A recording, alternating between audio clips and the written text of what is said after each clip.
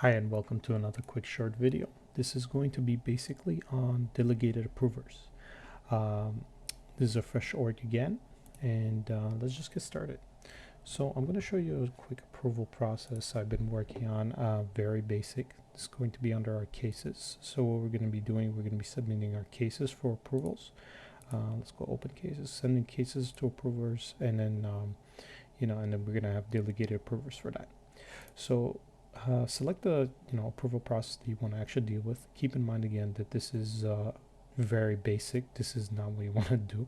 You want to fill everything out from initial submission, all your different actions and everything.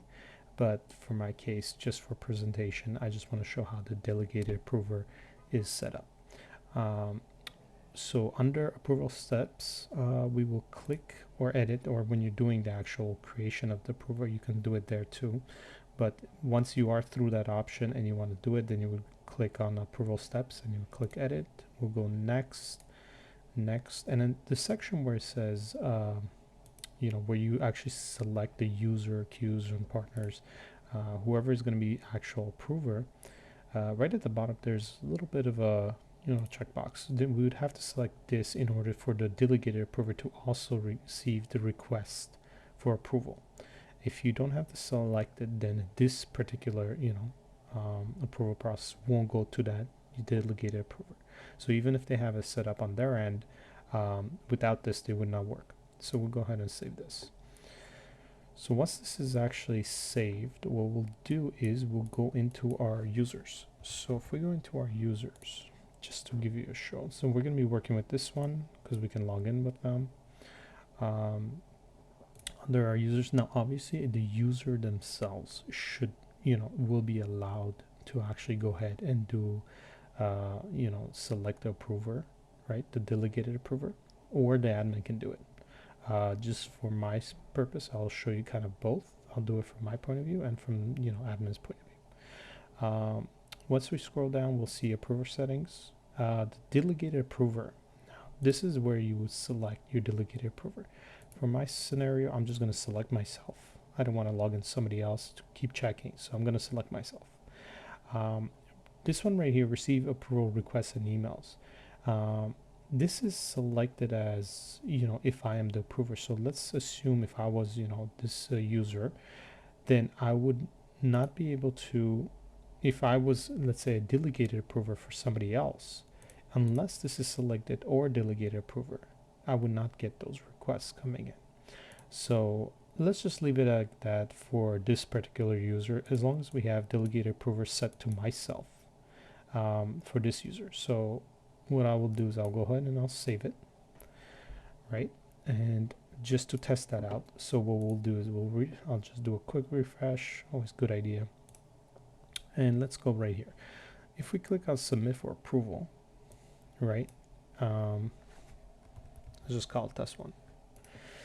Is gonna go is submitted for approval. So our actual user, if I log into the user, they'll be able to actually they'll see a notification on their end over here that there's an approval process basically coming in, and they would have the option to accept or reject. Even if we have refresh right now, you'll see I don't have anything. Now, from my point of view as the delegated approver for that user, for this user, I'll have to do some changes too, as I mentioned before. So if you are the user and you want to set your delegated approver, you'll just click on your profile settings, and then you would go to approver settings. Over here, if I was a delegated, if I wanted to set somebody else as a delegated approver for my approval process, then I would do it over here. But as I mentioned earlier, this part right here is very important. In order for me to get those notifications or emails as a delegated approver, I would have to set it or delegated approver as well, right? So these are, or I can just do if I am only a delegated approver, but I'm going to set it for both. So if actually, you know what, just for this scenario, if I'm a delegated approver, that way, if when I'm submitting it, you won't see it that it's coming in for myself, just for whatever reason. But it would be a good process to just leave it at that. Let's just go like that. It's not a big deal. Okay. Too many questions here. All right. So that's saved, successful, perfect. All right. Let's go back into our cases.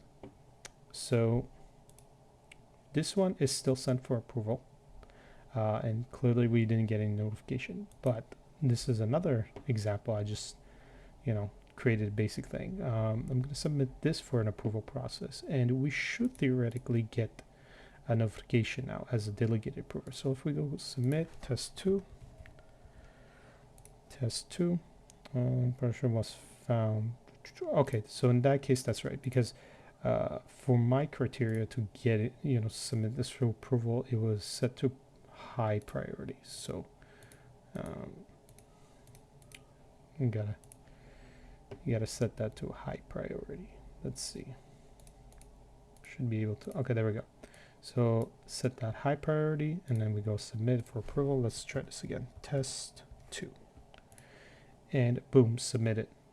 You see right away I got a notification.